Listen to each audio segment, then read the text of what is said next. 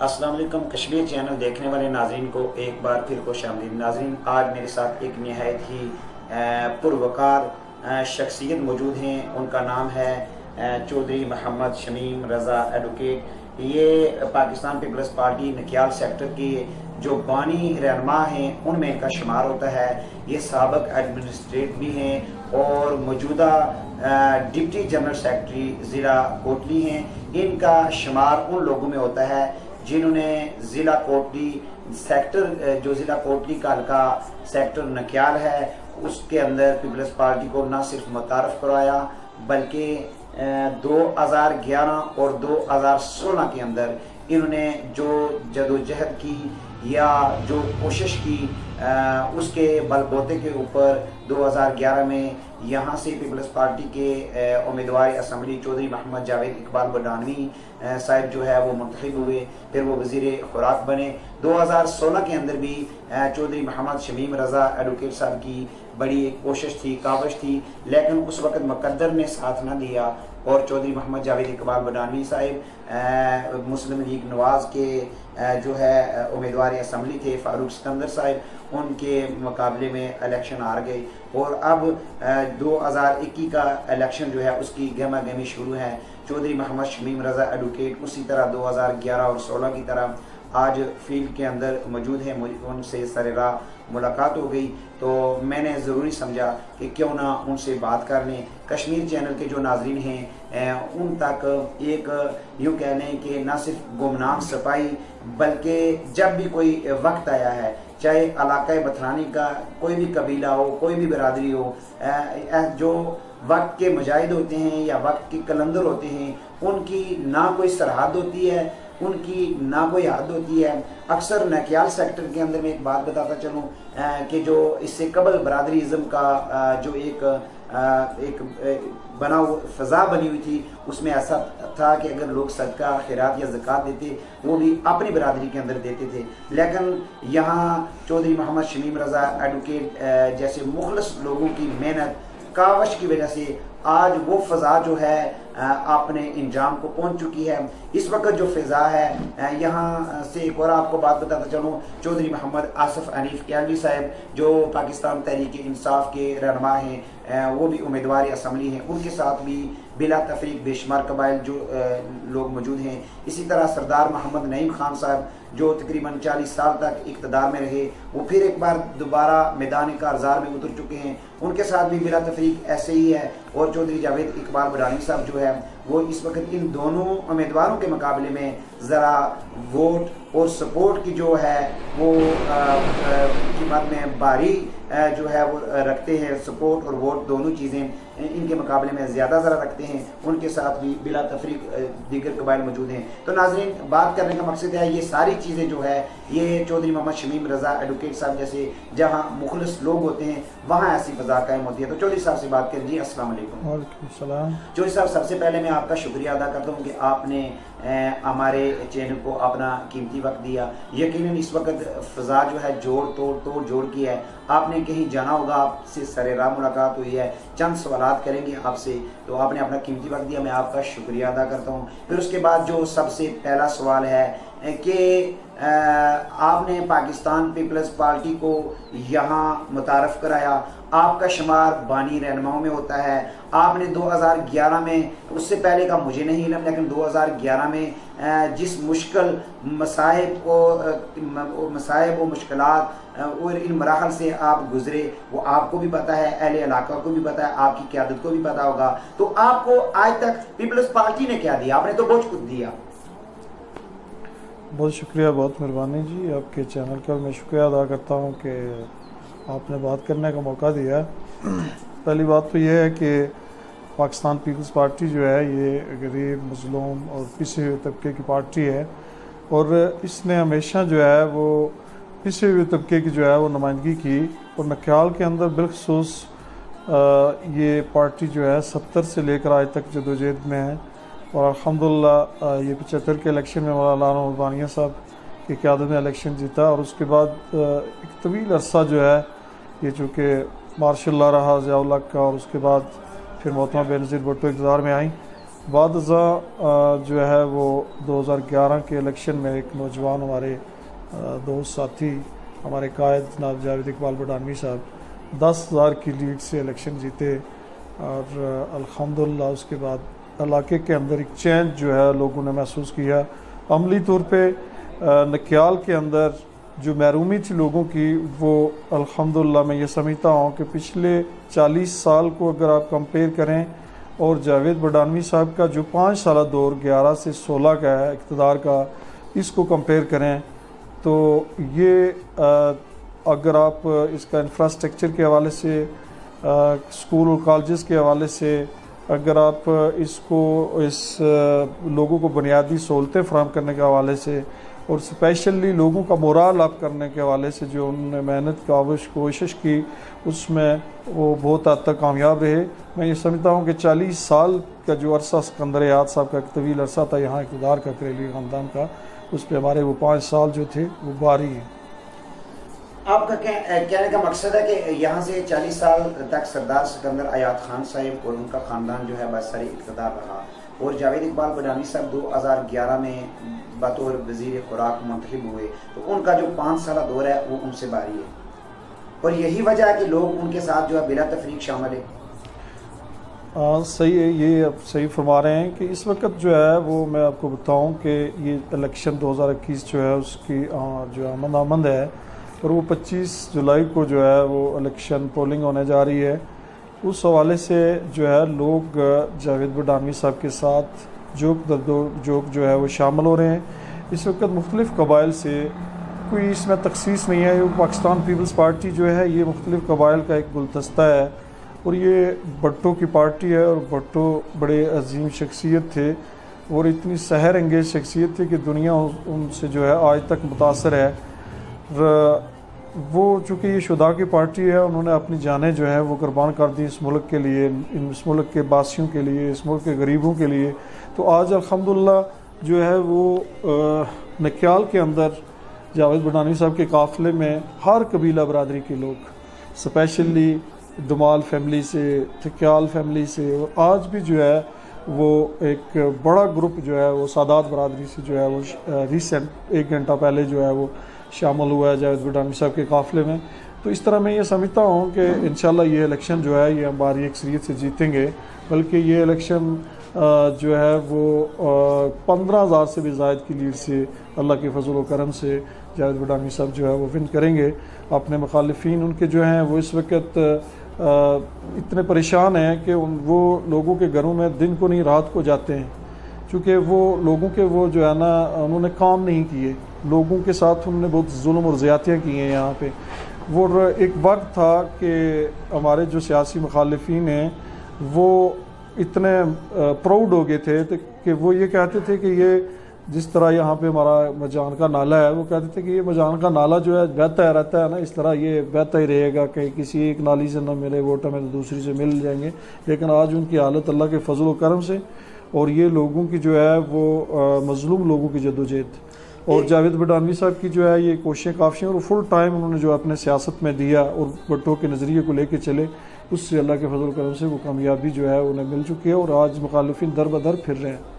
एक तासर दिया जा रहा है, एक बात कही जा रही है जो देखने सुनने में आ रही है कि जावेद साहब ने बरादरी कार्ड खेला है और पैसे की फरवानी की वजह से इतने लोग शामिल हैं या लोग साथ जा रहे हैं, तो क्या ऐसा भी है कहीं पैसे भी आप खर्च करते हैं, कहीं बरादरी जो है शुक्रिया। मैं ये समझता हूँ कि ये तासर जो है ये हमारे हवाले से नहीं है, शायद आपको इसकी मालूमात नहीं है। ये हमारे एक नौजवान नए कैंडिडेट आए हैं, उनके हवाले से है, तहरीक इंसाफ के साथ उनका तल्लक है कि वो जो है बड़ी मालदार पार्टी है और लोगों को पैसे देती है और वोट लेती है।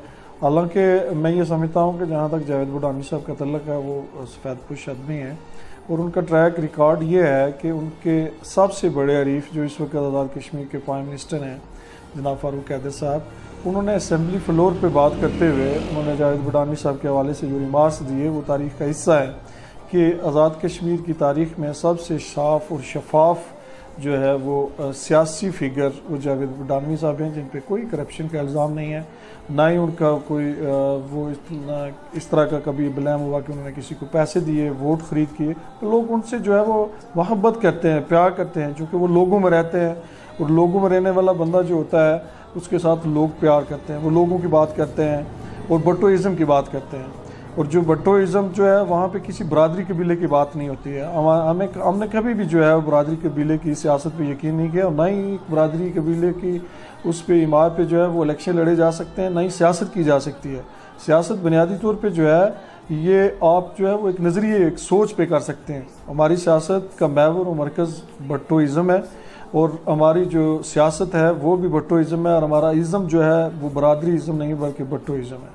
अच्छा, आपका जो इज़्म है वो भट्टोइज़्म है, बरादरी इज़्म नहीं है, यानी आप सबको साथ लेके चलना चाहते हैं और चल भी रहे हैं। तो आखिर में ये हमें बताइएगा कि इस वक्त हल्के की जो सूरत हाल है वो काफ़ी तब्दील होती जा रही है। जैसे आपने खुद इकरार किया कि दूसरी तरफ इन्वेस्टमेंट की जा रही है, वोट खरीदे जा रहे हैं, तो क्या आपके वोटर जो है वो ऐसा हो जाएगा? आपको ऐसा लगता है कि लोग बिक जाएंगे जो जावेद साहब के साथ मुखलिस लोग हैं या चलने वाले हैं पैसे की फरमानी? नहीं, ऐसी कोई बात नहीं है। हमारे जो लोग हैं वो बड़े मुस्तकिल मजाज लोग हैं, बड़े साबित कदम लोग हैं, और उन्होंने हमेशा हर वक्त किसी भी दौर में, जब मुश्किल तरीन दौर था सिकंदर याद खान साहब की यहाँ पे हुकूमत हुआ करती थी और बड़ी मुश्किल जो है अपोजिशन उसको फेस करते थे हमारे लोग, उस वक्त भी उन्होंने बड़ी खंदा पेशानी के साथ जो है अपोजिशन जो है वो यहाँ पे बर्दाश्त की, इनकी जुल्म व सितम बर्दाश्त किए, इनकी सख्तियाँ बर्दाश्त की। आज तो अल्लाह का करम है कि आज तो निकाल के अंदर तब्दीली है,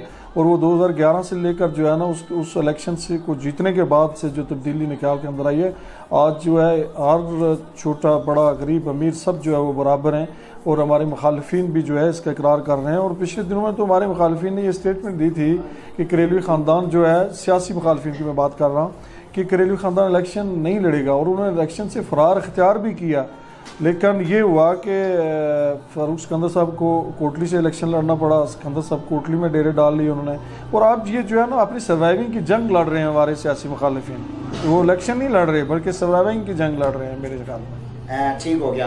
अब बात और सियासी रहनुमा, सियासी रहनुमाई होता है चाहे वो किसी भी पार्टी का हो, तो उभरते हुए नौजवान जो सियासी अपना उम्मीदवार असम्बली हैं चौधरी मोहम्मद आसिफ अली कैली साहब, उनका मुस्तकबिल आपको कैसे नज़र आ रहा है, कैसे आप देख पा रहे हैं? क्योंकि आप यहाँ लोगों को हल्के में लेकर आने वाले आप हैं, आप जावेद इकबाल बडानवी साहब का तारफ़ आप हैं।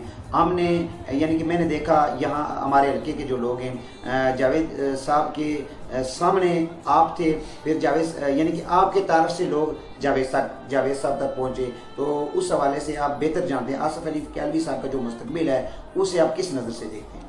पहली बात तो ये है कि जावेद साहब का जो तारफ़ है वो, चूँकि जावेद साहब और हम एक ही क्लास के लोग हैं, हम पढ़ते भी इकट्ठे रहे, और शुरू में जब जो है फील्ड में आए तो डेफिनेटली हमारी एक टीम थी और हमारे एक टीम कैप्टन थे, और अल्हम्दुलिल्लाह ये बड़ा तवील सफ़र था हमारा। मैं तो 92 से उनके साथ हूँ, 92 से लेकर ताल हम चल रहे हैं, बड़ी अच्छी रफ़ाकत रही हमारी।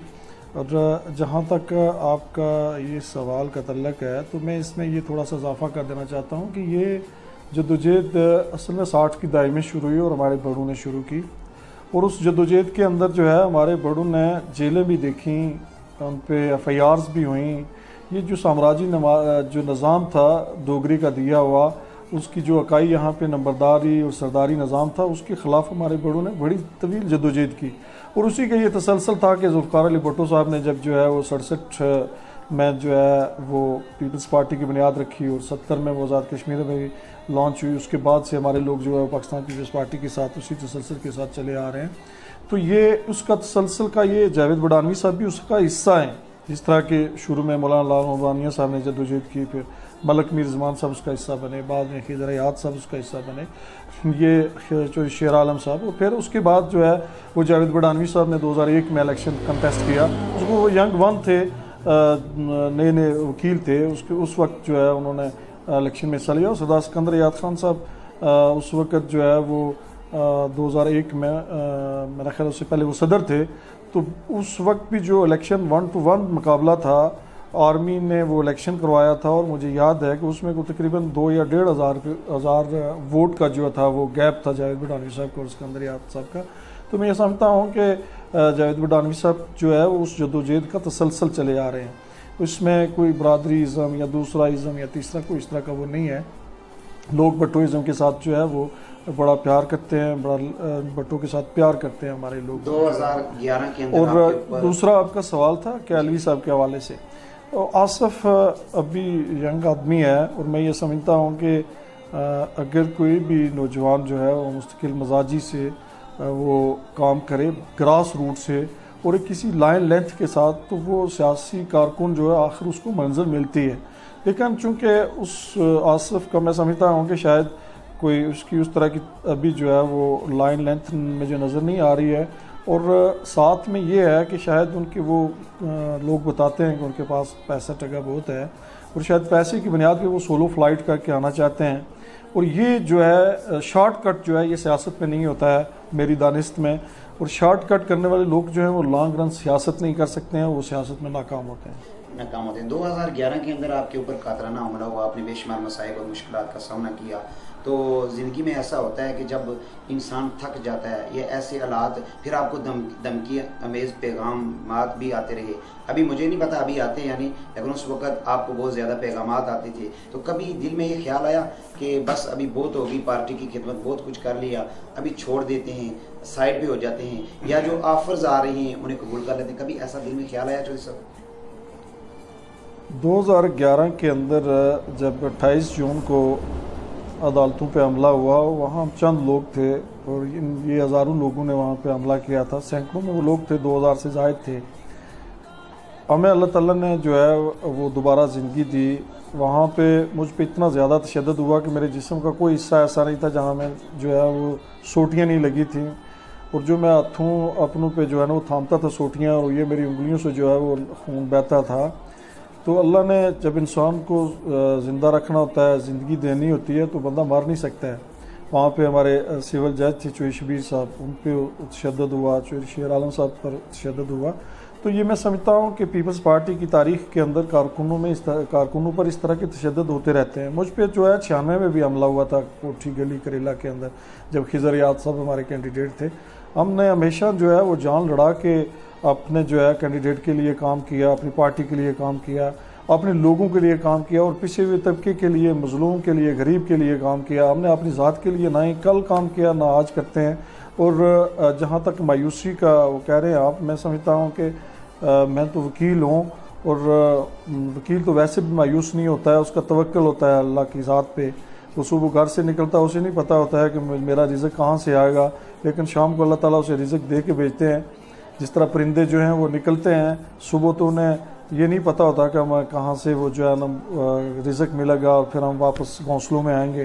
तो अल्लाह ताला ने जो है ये मायूसी, वकील कभी मायूस नहीं होता है और सियासी कारकुन भी कभी मायूस नहीं होता है, वो रास्ते भी निकाल लेता है। अगर ये सियासी कारकुन कहीं उसको जो है वो डीलिफ्ट किया जाए या कहीं उस पर जो है ना वो किसी तरह का कोई अरबा इस्तेमाल किया जाए, तो उसको रास्ते निकालना भी आते होते हैं, जो कि सियासत उसमें कई जो है वो रास्ते मौजूद होते हैं। और कारकुन जो है वो सियासी कारकुन, इतनी सियासी बसीरत रखने वाला कारकुन जो है वो रास्ते निकाल लेता है, ऐसी कोई बात नहीं। और मैं कभी मायूस नहीं हुआ हूँ।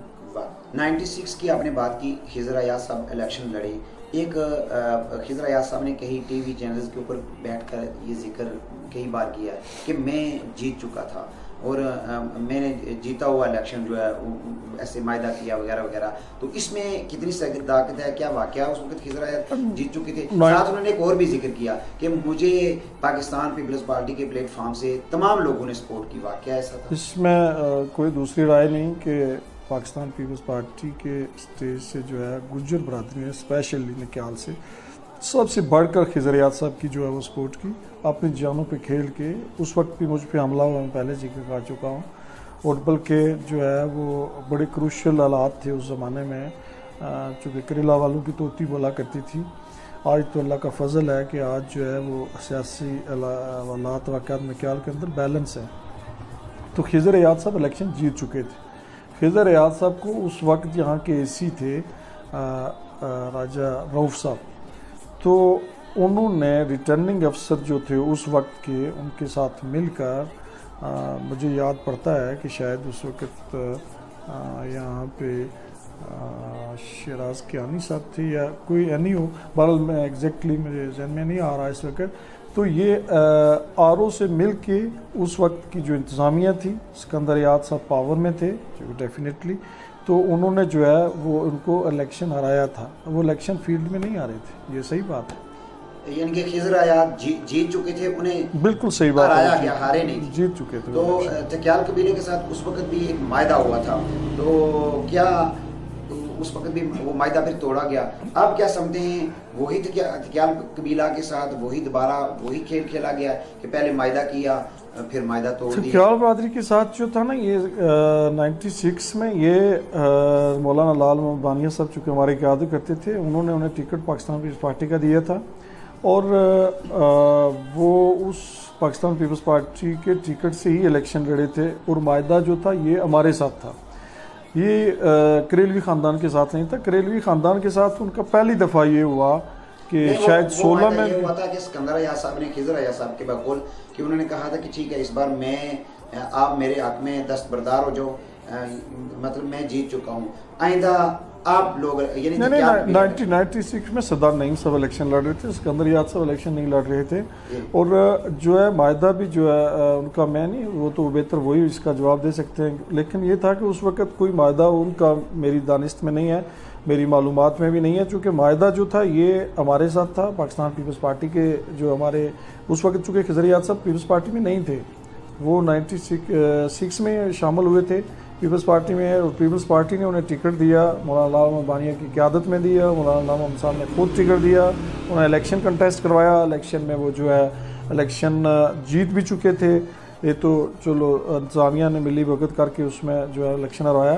अब रिसेंटली जो है वो करेलवी ख़ानदान ने खिज़र याद साहब के साथ मायदा किया और उनको जो है वो मुस्लिम कॉन्फ्रेंस का टिकट भी दिलवाया और उन्हें अपना कैंडिडेट बनाया और उन्होंने स्टेटमेंट भी दी कि करेली ख़ानदान जो है वो इलेक्शन में नहीं आएगा, लेकिन उन्होंने उनके साथ धोखा किया और लास्ट टाइम जो है वो जब उन्होंने देखा कि कैलवी को जो है आसिफ को वो टिकट पीटीआई का मिल गया है और उन्होंने शायद ये असेस कर लिया कि शायद कोई आसिफ हनीफ कहीं गुजर बरादरी में डेंट डाल के जावेद बडानवी को नुकसान पहुंचाए और हम जो है वो इलेक्शन जीत लें, ये शायद उनकी सियासी सोच है। ऐसा है नहीं है, क्योंकि ये गुजर बरादरी इस वक्त या दीगर बरादरियाँ या दीगर कबाइल जो हैं वो जो दर जो इस वक्त पाकिस्तान पीपल्स पार्टी में शामिल हो रहे हैं और वो जावेद बडानवी साहब के साथ सीसा पलाई दीवार की तरह खड़े हैं और इंशाअल्लाह अल्लाह के फजल व करम से जो है वो 25 जुलाई का जो सूरज है वो फतह की नवीद लेके आएगा और जावेद बडानवी साहब बड़े मार्जिन के साथ जो है वो इलेक्शन इंशाल्लाह जीतेंगे। और जहाँ तक करेलवी ख़ानदान का तल्लुक़ है, मैं तो ये देख रहा हूँ कि वो उनका नंबर जो है वो तीसरा चल रहा है इस वक्त हल्के के अंदर, चूँकि दूसरे नंबर पे थक्याल का जो कैंडिडेट है उस कबीले का वो आ रहा है जिसमें जो है सरदार खिज़र अयाद खान है और ये इनका नंबर जो है वो तीसरे मैं देख रहा हूँ। आसिफ तो मेरा ख्याल है पीटीआई हमारे इलाके के अंदर अभी बहुत इनिशियल स्टेज पे है, बहुत ही इनिशियल स्टेज पे है। शायद नाईम आरजू को टिकट मिल जाता तो वो चूँकि बहुत पुराना हमारे सियासी कारकुन है, ख्याल के अंदर वो पीटीआई के फोरम से इस पार्टी के टिकट पे लास्ट इलेक्शन जो था वो भी लड़े थे, तो शायद वो जो है ना चूँकि तवील उनकी जदोजहद थी एक सियासी कारकुन की हैसियत से, तो वो शायद कोई वोट बैंक रखते होते। और आसिफ अभी बहुत ही इनिशियल स्टेज पे है, मेरा ख्याल है कि शायद चलो कोई अपनी एंट्री डाल ली है, बस उसने, ये इसकी बड़ी कामयाबी है, बस इससे बढ़ के कोई नहीं। चौधरी साहब, आपने जो है बरादरी या बरादरी इज़्म का जो कार्ड था उसे एक्सपायर करके दरियाए मजहान के अंदर दरियाबुर्द कर दिया। यकीनन आपने एक पौधे को पानी लगाया, उस गुलाब के पौधे के अंदर महकता फूल चौधरी मोहम्मद जावेद इकबाल बडानी साहब की सूरत में मौजूद है और इस सारे काम के अंदर आप जैसे दिग्गज जो रहनुमा हैं उनका एक बड़ा किरदार है। आखिर में एक सवाल, जो लोग आपको छोड़ चुके हैं, आपके पुराने साथी या जो लोग जिन लोगों ने आपसे ज़रा किनारा कशी इख्तियार कर लिया है, कभी उनके बारे में ख्याल करके सोच कर दुख तो होता होगा? हमारे साथी, डेफिनेटली साथी जो दोस्त पार्टी के अंदर लोगों का आना जाना तो लगा ही रहता है, लेकिन मैं समझता हूँ कि नक्याल के अंदर पाकिस्तान पीपल्स पार्टी से कोई एक आध हमारे दोस्त साथी जो है वो हमसे जुदा हुए हैं और हमारी कोशिशें जारी हैं। इंशाल्लाह वो बहुत जल्द जो है पाकिस्तान पीपल्स पार्टी में दोबारा शामिल होंगे और वो अपनी जो है वो पुरानी पोजीशन पे बहाल होंगे। बाकी कोई इतना मेजर कहीं कोई हमारा कारकुन जो है वो पाकिस्तान पीपल्स पार्टी का नक्याल से स्पेशली कहीं किसी दूसरी पार्टी में ना ही गया है और ना ही उसने पार्टी छोड़ी है। एक आध दोस्त अगर हमारे को गए हैं तो वो इंशाल्लाह बहुत जल्द पाकिस्तान पीपल्स पार्टी में वापस मौजूद। मतलब आपका कि चौधरी मोहम्मद अशरफ अयाज जो है वो भी तो पाकिस्तान पीपल्स पार्टी के ही थे, आपके करीबी साथियों में उनका शुमार होता था, वो पाकिस्तान पीपल्स पार्टी को छोड़ चुके हैं, तो मतलब आप उन्हें कोशिश कर रहे हैं वापस लाने की? अशरफ अयाज साहब जो है वो पार्टी के बड़े सीनियर कारकुन थे, उन्होंने पार्टी के अंदर बड़े बड़े ओहदे भी जो है ना वो अल्हम्दुलिल्लाह उन्हें मिले, उन्होंने एंजॉय भी किए। तो वो इंशाल्लाह छोटी मोटी उनकी नाराज़गी है, पार्टी के अंदर इतनी बड़ी कोई नाराज़गी नहीं है उनकी, ना ही इतना बड़ा कोई पार्टी के साथ उनका वो है। नाराज़ कारकुन जो है उन्हें मनाया जाता है, हम कोशिशें कर रहे हैं, इंशाल्लाह वो मान जाएंगे और बहुत जल्द पाकिस्तान पीपल्स पार्टी में होंगे। आखिर में जिन नौजवानों के लिए, जिन लोगों के लिए आने वाले मुस्तकबिल के लिए आपने एक बड़ा जदोजहद का जो है वो सफ़र तय किया, मंजिल तक आप पहुंच चुके हैं, उनके लिए कोई पैगाम देना चाहेंगे? नौजवान जो हमारी नौजवान नस्ल है, देखें नौजवानों को पनपने के लिए अगर जो है वो सियासी शऊर जो है वो भी पाकिस्तान पीपल्स पार्टी ने दिया और नौजवानों की फ्यूचर जो है वो भी पाकिस्तान पीपल्स पार्टी में है। अगर कोई नौजवान जो है वो खुल के बात करता है तो वो भी पाकिस्तान पीपल्स पार्टी के स्टेज से ही करता है। यहाँ पे हमारी दूसरी पार्टियाँ एक वक्त में मुस्लिम कॉन्फ्रेंस हुआ करती थी, यहाँ पे बड़ी मेजर पार्टी नून लीग तो बाद की जन्म है इसका। तो मुस्लिम कॉन्फ्रेंस के अंदर इस तरह मार्शल लॉ होता था कि बहुत सारे दोस्त हमें मिला करते थे, हमारे जो साथी दोस्त हुआ करते थे, तो वो हमें रश्क से देखते थे, रश्क की नज़रों से देखते थे कि ये किस तरह गुफ्तगू करते हैं, स्टेजों पे जाके किस तरह बात करते हैं, किस तरह खुल खला के ये करते हैं, यार हमें ये नहीं होता। तो उनको जो है ना वो स्टेजों पे नहीं जाने दिया जाता था। वहाँ पे एक स्पेसिफिक कदगन थी कि किसने बात करनी है, कितने मिनट करनी है और किस तरह करना है। जालू के अंदर तो ये नहीं है, पीपल्स पार्टी नौजवानों का मुस्तकबिल है, मैं ये समझता हूँ हर हवाले से। देखें आज़ाद कश्मीर के अंदर जो लास्ट गवर्नमेंट गुजरी, आपने पहले भी कई मरतबा जो है इसका हमारी सैनिक क़यादत भी जो है कई दफ़ा इजहार भी कर चुकी है कि आज़ाद कश्मीर के अंदर आप 70 साल और इस 70-75 साल के अंदर पाकिस्तान पीपल्स पार्टी का 10-12 साल का अरसा इक़्तिदार का बनता है। आप इस सारे 10-12 साल के अरसे को और पूरे जो है 60 साल के अरसे को जो है वो कंपैरिजन करें इसका, इसमें हुकूमत जो है ये मुस्लिम कॉन्फ्रेंस एक लंबा अरसा, फिर वही मुस्लिम कॉन्फ्रेंस नून लीग, फिर वही दोबारा मुस्लिम कॉन्फ्रेंस और पता नहीं क्या क्या चूँ चूँ का मरबा है। तो उसने इक़्तिदार किया और बड़ा लंबा इक़्तिदार किया, लेकिन आज़ाद कश्मीर के अंदर एक मेडिकल कॉलेज नहीं दे सके। पाकिस्तान पीपल्स पार्टी ने अपने दौर में 3 मेडिकल कॉलेज दिए और एक यूनिवर्सिटी भी दी, मेडिकल यूनिवर्सिटी, और फिर आज़ाद कश्मीर के अंदर एक जो है वो मुकम्मल यूनिवर्सिटी नहीं दे सके। ये अपने जो है 70 साल उस इक़्तिदार के अंदर पाकिस्तान पीपल्स पार्टी ने 5 मुकम्मल यूनिवर्सिटियाँ आज़ाद कश्मीर के अंदर दी और इतने बड़ा तालीमी पैकेज दिया आज़ाद कश्मीर के अंदर। इंफ्रास्ट्रक्चर को आप देखें, आज़ाद कश्मीर की जितनी रोड्स हैं, आप न जाएँ पूरे कश्मीर में घूमें, आपको नज़र आएगा कि पाकिस्तान पीपल्स पार्टी की जो लास्ट गवर्नमेंट थी चौधरी मजीद साहब की क़यादत में, वो वज़ीर आज़म थे, आज़ाद कश्मीर की सब रोड्स, उसके बाद भी आप देख लेंगे फ़ारूक हैदर साहब की 5 साल गवर्नमेंट अब अपने इख्तिताम को पहुँच रही है। तो इसमें क्या हुआ है, क्या इंफ्रास्ट्रक्चर आज़ाद कश्मीर का बना है। हाइड्रो प्रोजेक्ट आप देखें, जिधर से भी गुजरेंगे वो आपको पीपल्स पार्टी के नज़र आएंगे। पीपल्स पार्टी हमेशा पाकिस्तान की बात करें तो 70 में जब दोबारा पाकिस्तान जो है वो मर्ज़ वजूद में दूसरी मरतबा आया, चूँकि वो 2 लाख हो गया था पाकिस्तान, उसकी नई जो बुनियाद थी पाकिस्तान की 47 के बाद, वो जो है ये 71 के बाद है, वो ज़ुल्फ़िकार अली भुट्टो ने दोबारा उसको खड़ा किया अपने पैरों पे। मैं ये समझता हूँ कि अल्लाह की तरफ से अतिया था कि ज़ुल्फ़िकार अली भुट्टो हमें उस वक्त मिले। अगर उस वक्त पाकिस्तान को ज़ुल्फ़िकार अली भुट्टो ना मिलते तो हम नक्शे पे मौजूद ना होते। मेरा ये भरपूर मानना है एक सियासी कारकुन की हैसियत से, और इस पर को मेरे साथ मुनाजरा कर तो मैं दलील भी दे सकता हूँ, बहुत सारे अंबार दलीलों को मैं लगा सकता हूँ कि मुल्क के अंदर क्या सिचुएशन थी उस वक्त। और अगर उस वक्त को हुक्मरान भुट्टो जैसा जीनियस और बड़ा लायक और ज़हीन तरीन फ़तीन इंसान मौजूद ना होता दुनिया के इस नक्शे पे पाकिस्तान का हुक्मरान, तो ये पाकिस्तान दुनिया के नक्शे मिट गया होता। और इसका शायद हमारे मुखालिफिन जो थे दुनिया के अंदर, उन्होंने ये तय भी कर रखा था, लेकिन चूँकि ये अल्लाह का दिया हुआ अतिया था और ये हमेशा हमेशा क़यामत तक इंशाअल्लाह पाकिस्तान जो है ये कायम रहेगा। और ये भुट्टो इसीलिए अल्लाह ताला ने उस वक्त भेजे थे कि पाकिस्तान को कायम करने के लिए। तो ये जो है हमेशा पाकिस्तान के अंदर एटमी पाकिस्तान की बुनियाद भुट्टो साहब ने रखी। और फिर उसके बाद मोहतरमा आई तो उन्होंने मिसाइल टेक्नोलॉजी की बुनियाद रखी और मुल्क के अंदर स्टील मिल की जो है ये आपका जो पिछली दफ़ा आपने देखा कि इंडिया ने हमला किया हम पे, तो उस वक्त हमारा जो है ये थंडर त्यारा जो हमारा कामरा के अंदर तैयार होता है, इसने जो है उनके त्यारे मार गिराए। ये सारी फैक्ट्री ये कामरा के अंदर जो थी किसने बुनियाद रखी? भुट्टो साहब ने रखी थी। तारीख पढ़ें आप, सारे लोग जो हैं वो साफ सारे देखते हैं आज तक। आज तो ये जो है ये सोशल मीडिया का दौर है, हर चीज़ जो है अपलोड होती है, गूगल पे जाके सर्च करके देखें तो आपको हर चीज़ नज़र आ जाएगी। पाकिस्तान में से भुट्टो के और पीपल्स पार्टी के दौर को आप निकाल दें, आज़ाद कश्मीर से पीपल्स पार्टी के दौर को निकाल दें, आप देखें कि क्या है उसमें।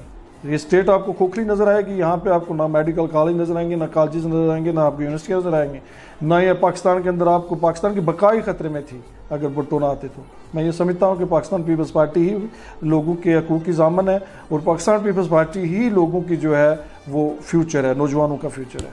बतौर सियासी तजिया नगार इमरान खान साहब की हुकूमत को कामयाबी के लिए कितने नंबर देंगे? इमरान खान जो है वो चूँकि क्रिकेटर हैं और क्रिकेटर जो होता है वो शॉट लगा के बस एक शॉट पे एक दिन जो अगर एक मैच में उसको एक शॉट लगी तो वो खुश हो जाता है कि मैंने छक्का लगा दिया, और जब दूसरा दिन आया तो वो हार जाते हैं तो फिर वो मायूस भी नहीं होते हैं, क्योंकि उन्हें तो पता है हम क्रिकेट जो है वो खेल रहे हैं, शॉट कभी लगती है कभी नहीं लगती। वो यहाँ इसको भी यही समझ के आए थे सियासत में कि शायद यहाँ भी इस तरह शॉटें लगानी पड़ती हैं, छक्के और चौके, और कभी रन आउट और कभी रन आउट हो गए और कभी जो है ना वो क्लीन बोल्ड हो गए।